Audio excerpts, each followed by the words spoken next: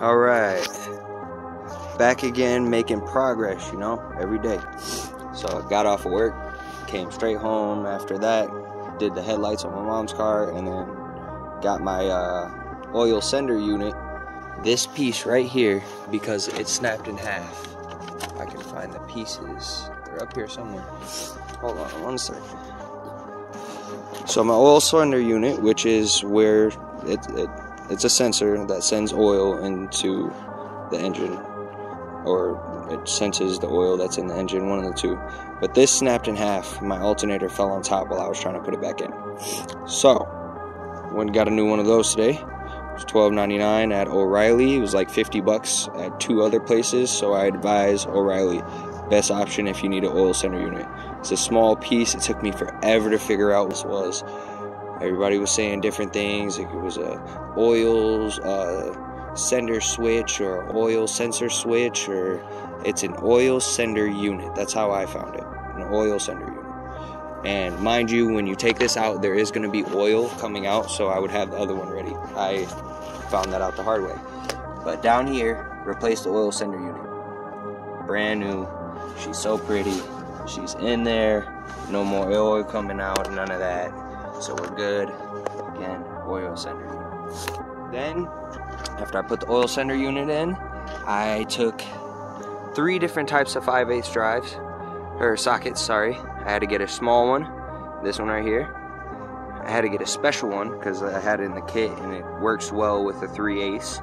So 5/8, 16 millimeter special deep socket. And then I got another deep socket, but it is a 1/2 inch drive, so I would get a kit because I have a 3/8, a 1/2 inch, and this is also a 1/2 inch with a 3/8 adapter. I love this one. This one's damn near a breaker bar. This is the best. I love this brand. Die Hard. I'm not sponsored, but this I love this brand. This is the best ratchet I have. I use this with a 1/2 inch drive. So these are 3/8 drives. Oh well, my small socket was a 1/2 inch drive too. You're gonna need both. You're gonna need a 1/2 inch ratchet and a 3/8 drive ratchet and some sockets. So after I did that, I got my sockets, went underneath here, and I tightened that bolt. I tightened the bolt at the back, which is not all the way in, but it is like, it's tightened enough. So those are those 2 bolts. And then up underneath here, all the way underneath here, there's 2 bolts at the top where my hand is. Hold on, I can show you. See this? That's spinning. I haven't tightened it all the way down so I can show you guys. But, boom. There's 1 bolt back here. And then up here, you can see it moving. Right there. That is the second bolt. You have to take 1 ratchet on this side where my hand is, and 1 ratchet on this side, or a wrench, adjustable wrench or a regular wrench with a 16 millimeter or 5/8 size, and you have to go on both sides and tighten this down because there's a bolt on both sides, and then you have to tighten those 2 down. And this is where I got to next.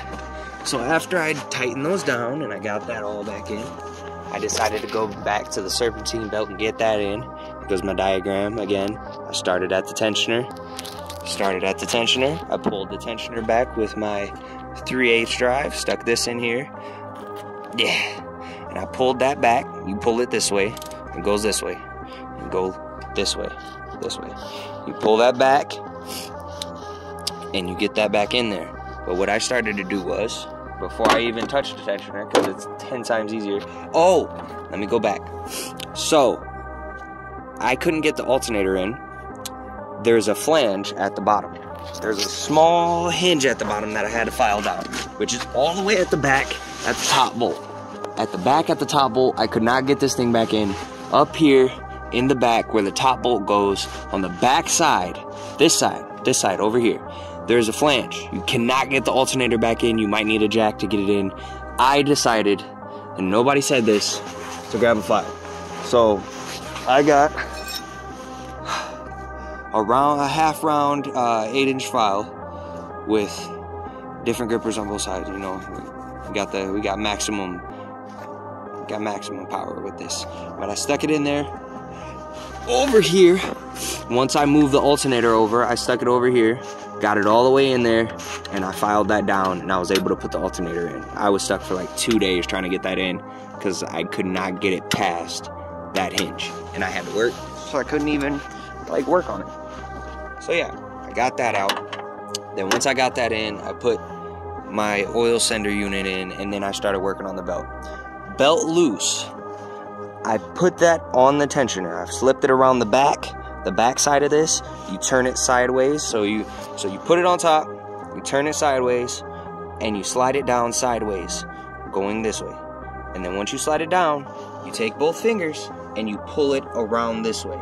So you want to slide it down and get it around this way. Slide it down behind here, pull it down all the way until you get it like this, how it looks like this. And then slide it back towards you. Just pull backwards. And then once you get it in, it'd be so much easier. Then where I started was, because this is the easier side. The right side is so much easier than left. You see, it just... So, I took this tensioner, I put it over the tensioner, and then I started wrapping. I just grabbed the bottom strap, I pulled the rest of it this way so I had a little bit more room, and then I started wrapping.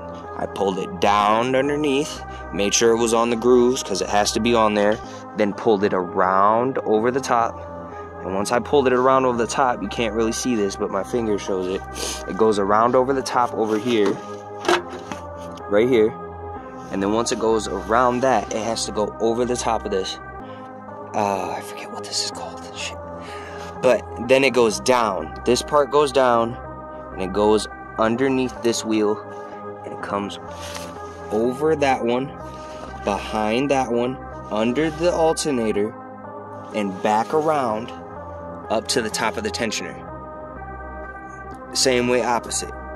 It goes down, comes back around, flips over, flips under, flips over, comes all the way down, back around to the tensioner. And that's how you get your serpentine belt in.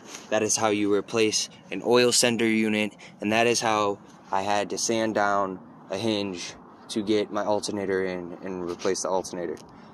I think that is it for right now. I have to go back and still install the new radiator, put all of that back, put my condenser and my AC condenser and my transmission cooler. This is a cooler. This is a transmission condenser. I have to put those back in, slide the radiator in front of that, put that back in while I'm putting the fan back in. It's probably easier to put the fan and the radiator together and put it back in there. Might do them one by one. I don't know. I'll let you guys know how I did it and how I got it back in there next time. Until next time, guys. Peace.